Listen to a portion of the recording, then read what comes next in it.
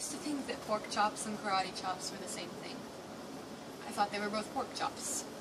And because my grandmother thought this was cute, and because they were my favorite, she let me keep doing it. Not really a big deal. Until one day, I decided fat kids aren't designed to climb trees, and I fell out of a tree and bruised the right side of my body. Later, the gym teacher noticed, and he sent me to the office. From there, I was sent to another small room with a really nice lady who asked me all kinds of questions about my life at home. As far as I was concerned, life was pretty good.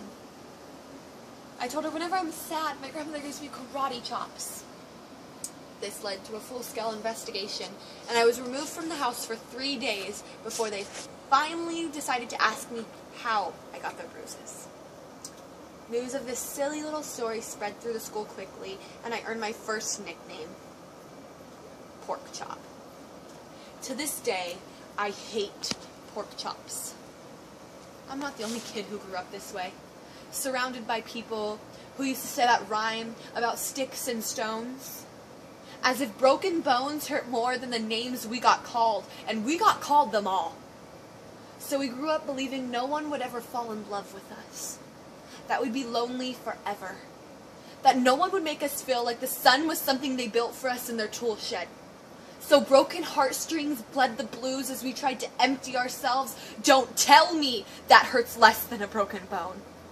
That an ingrown life is something surgeons can cut away. That there's no way for it to metastasize. It does.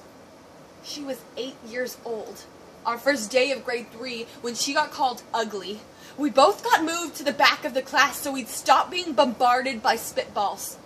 That the school halls were a battlefield and we saw ourselves outnumbered day after wretched day. We used to stay inside for recess because outside was worse. Outside we'd have to run away or learn to stay still like statues, giving no clues we were there. And in grade 5, they taped a sign to the front of her desk that read, "Beware of dog."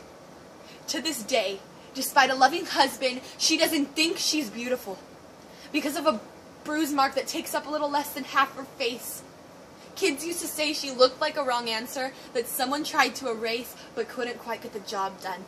And they'll never understand that she's raising 3 kids whose definition of beauty begins with the word mom. Because they see her heart before they see her face, and she's only ever always been amazing. He was a broken branch grafted onto the wrong family tree. Adopted. Not because his parents opted for a different destiny. He was 3 when he became one part tragedy and the other part pills.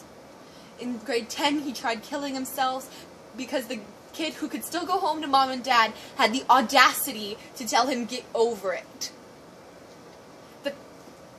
And despite friends who all call him an inspiration, he remains a conversation piece between people who don't understand that sometimes being drug-free has less to do with addiction and more to do with sanity.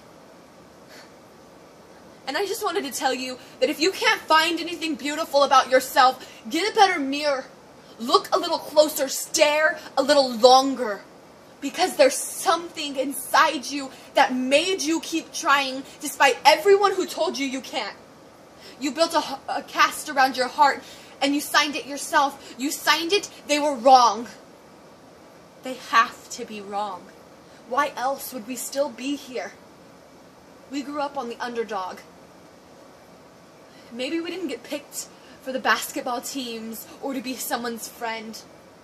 But I just wanted you to know that all of this has less to do with pain and more to do with beauty. Thank you.